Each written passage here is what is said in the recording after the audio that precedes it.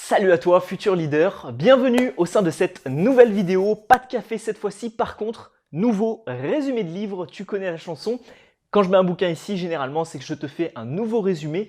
Et dans cette vidéo-ci, j'aimerais te parler du livre de Marie Kondo, La magie du rangement. Alors c'est un livre qui n'est pas sur la communication, ça n'est pas non plus sur l'aisance relationnelle, c'est purement sur du développement personnel au sens large.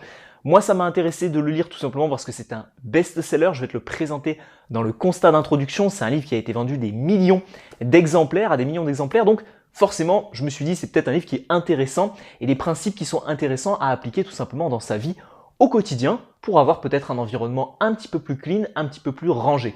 Parce que tu le sais, si tu es abonné à cette chaîne YouTube, si tu ne l'es pas, clique vite sur le bouton s'abonner, en bas à droite ou en bas à gauche.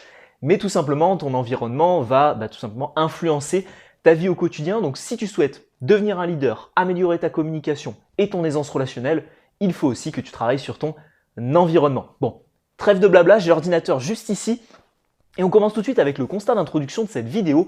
Qui est l'auteur de cet ouvrage, Marie Kondo? Alors Marie Kondo, c'est une passionnée de rangement, une passionnée de tri chez soi, etc. C'est une personne qui est originaire du Japon, si je ne dis pas de bêtises, qui a actuellement une entreprise à Tokyo. Son livre a été vendu à 2,5 millions d'exemplaires, donc vraiment c'est même plus du best-seller, c'est une référence mondiale et c'est une passionnée de rangement, donc c'est une passionnée de son métier. Elle en a fait son métier par la suite et aujourd'hui c'est une consultante en rangement. Alors c'est très intéressant ce terme, cette désignation consultante en rangement, parce qu'elle en parle beaucoup au début de son livre dans la préface. Quand elle dit qu'elle est consultante en rangement, généralement ça fait rire un petit peu. C'est quoi ton métier? J'aide les gens à ranger chez eux. Bon, c'est un métier un petit peu atypique, mais vous allez voir à travers cette vidéo et tu vas voir, mon ami, à travers les 4 conseils de cet ouvrage, qu'il est quand même très intéressant. Alors on est parti pour le premier conseil, arrêtez de ranger chaque jour. C'est quelque chose qui m'a personnellement assez chamboulé parce que, alors, il faut savoir que moi, je suis pas quelqu'un qui est assez désordonné, c'est assez carré chez moi, c'est assez toujours rangé. Mais par contre, j'aime bien ranger en fait chaque jour un petit peu le matin ou le soir souvent, c'est plus le soir d'ailleurs que je fais ça. J'aime bien ranger chez moi pour faire en sorte que le lendemain matin en fait, tout soit plutôt clean. Il n'y a pas d'habits qui traînent, il n'y a pas de choses qui traînent par terre, la vaisselle est faite, je prépare même mon petit déjeuner le soir pour le lendemain, etc. Donc, il faut savoir que je range un petit peu au quotidien. Et là, l'auteur nous explique, Marie Kondo nous explique, arrêtez de ranger chaque jour. Alors là, je me suis dit, oula, il y a un problème parce que justement, on nous répète à travers plein d'articles sur le rangement, sur Google, sur YouTube, sur même des magazines, etc. Il faut ranger un petit à petit pour ne pas justement encombrer son chez-soi. Et là, l'auteur nous explique l'inverse. Alors, je vais donner quelques raisons qu'elle avance et tu en feras ce que tu veux, si tu es d'accord ou pas, tu n'as qu'à me le dire dans les commentaires. Elle explique tout simplement qu'il vaut mieux faire des gros rushs de rangement. Par exemple, tous les dimanches, tu vas ranger tout ton appartement ou toute ta maison. Des gros rushs, par exemple le rangement ou le nettoyage du printemps, etc. C'est bien plus intéressant que de ranger petit à petit. La première raison qu'elle évoque, c'est la raison tout simplement du sentiment d'accomplissement. Quand tu vas ranger petit à petit, que tu vas ramasser les choses qui sont par terre, que tu vas trier un petit peu, ce qui se passe, c'est que tu n'as pas vraiment ce sentiment d'accomplissement. Alors que je pense que tu es d'accord avec moi, quand on fait notre nettoyage du printemps, qu'on nettoie tout notre appartement ou toute notre maison, là, à la fin de la journée, on se sent épuisé, mais on se sent également bien, parce qu'on a ce sentiment d'accomplissement, d'avoir vraiment nettoyé quelque chose, d'avoir vraiment rangé son chez-soi. Son chez-soi, compliqué à dire. Et donc du coup, ce sentiment d'accomplissement, tu ne l'auras que si tu fais des gros rushs de rangement ou de nettoyage. Donc ce qui se passe, c'est que quand tu vas faire quand tu vas ranger petit à petit, malheureusement tu n'as pas ce sentiment-là. Et la deuxième raison que Marie Kondo évoque, c'est de ne plus avoir cette frustration de ranger au quotidien. Tu sais, forcément, tu vas ranger ton appartement et 2-3 jours après, il va déjà être en bordel, il y aura déjà des choses qui vont traîner partout. Et du coup, tu es encore obligé de ranger et chaque jour tu es obligé de faire ça. Et du coup, c'est très frustrant chez certaines personnes qui justement n'aiment pas ranger. Donc ce qu'elle recommande, c'est plutôt de faire des gros rushs chaque semaine, chaque mois, laver vraiment et nettoyer et ranger son environnement. Donc conseil numéro 1, arrêtez de ranger un tout petit peu chaque jour. Conseil numéro 2, savoir s'il faut jeter ou ranger les choses. Et alors ça s'adresse plus aux personnes qui accumulent en permanence des choses, qui se disent bon, je vais le mettre à la cave ou je vais le mettre au garage, on verra bien si c'est utile un jour, etc. Et là, l'auteur nous explique tout simplement à travers une petite histoire, donc je vais te la raconter, qu'elle a coaché une personne et que cette personne lui disait moi quand je rentre chez moi, j'ai envie d'avoir un environnement un petit peu cocooning, un environnement, c'était une femme, donc du coup, elle voulait avoir des petites bougies chez elle, elle voulait avoir de l'encens, elle voulait avoir un petit fauteuil pour pouvoir lire dedans, elle voulait pouvoir se créer cet environnement-là. Et pourtant, elle gardait plein de choses chez elle qui n'avaient rien à voir avec cette vision et cet objectif. Et donc, le conseil de l'auteur, pour savoir s'il faut ou non jeter ou ranger, c'est de se poser d'abord les bonnes questions. Quelle serait donc votre maison ou votre appartement idéal? Est-ce qu'il y aurait beaucoup de plantes? Est-ce qu'il y aurait des tableaux? Est-ce qu'il y aurait beaucoup d'objets? Quel type d'objets? Des objets anciens, des objets modernes? Vraiment autour de tout ça. Est-ce que vous auriez des livres chez vous? Quelle ambiance vous voulez créer chez vous? Quelque chose de cocooning, quelque chose d'un petit peu plus old school, ce que j'appelle old school, c'est un petit peu plus ancien, etc. Quelque chose de plus moderne, noir et blanc, etc., etc. Et quelle est la vision que vous voulez avoir? Et toujours se rattacher à cette vision. Si par exemple, il y a un ami à vous qui vous donne quelque chose ou qui fait du nettoyage chez lui et puis vous récupérez une plante, mais que vous ne voulez pas de plante chez vous ou que c'est pas dans votre vision globale, eh bien, jetez tout ça. Tout simplement. Alors, l'auteur nous explique aussi qu'il faut éviter de demander l'avis à la famille, aux amis, etc. Si actuellement vous vivez chez vos parents ou si actuellement vous vivez avec quelqu'un, évitez de demander tout simplement à cette personne-là. Alors, si c'est votre conjoint ou votre conjointe, là forcément, il faudra lui demander son accord. Mais par contre, évitez de demander l'avis aux autres pour savoir s'il faut garder ou non quelque chose. Et alors là, petite anecdote personnelle, moi j'aime beaucoup supprimer tout simplement les choses que je n'utilise plus, les jouets que je n'utilise plus, etc. Et vraiment soit les jeter, soit les donner. Et donc du coup, c'est vrai que moi personnellement, j'avais tendance souvent à faire un gros tri dans ma chambre et à supprimer les choses que je ne voulais pas, surtout quand j'ai commencé à faire quelques vidéos YouTube dans ma chambre et que du coup, je voulais avoir un certain cadre et que j'avais des objectifs différents.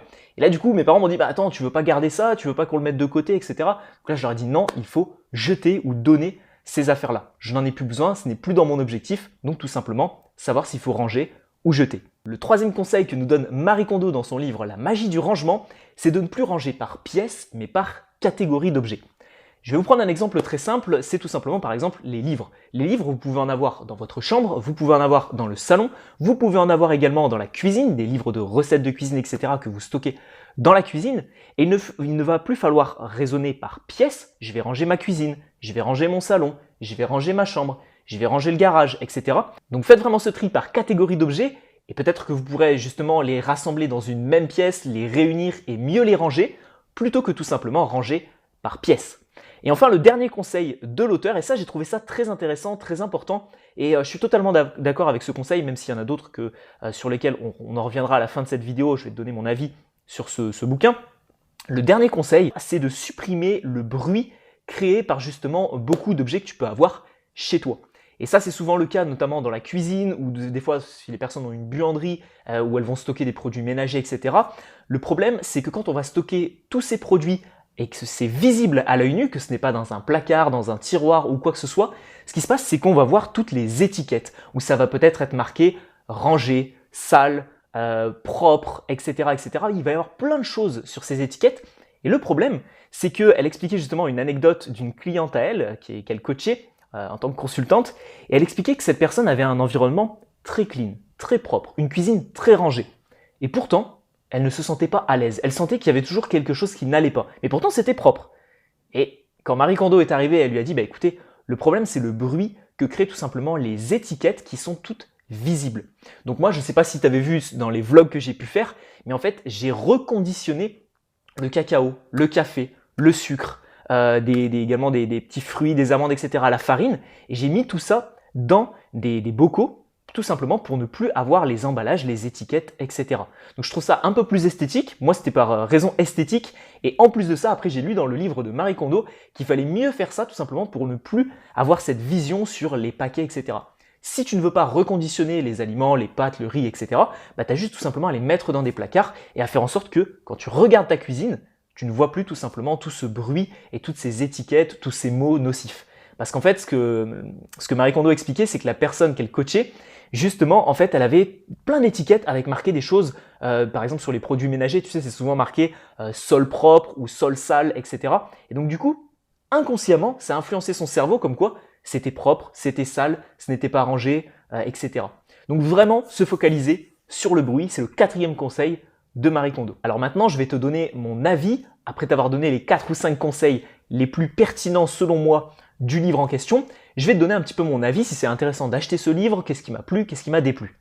Le conseil positif que j'ai à donner, c'est que c'est un livre que j'ai fortement apprécié. Pourquoi? Parce que c'est une consultante, elle a plein d'histoires à raconter, elle a plein d'anecdotes et ça vient appuyer ses propos. Tu vois, comme sur le dernier exemple, ça vient appuyer ses propos, comme sur l'exemple numéro 2, savoir s'il faut jeter ou ranger, etc. Donc il y a vraiment plein de petites histoires qu'elle peut raconter, un petit peu à l'image de Dale Carnegie sur la communication et sur ses super ouvrages, comment se faire des amis, comment parler en public, etc.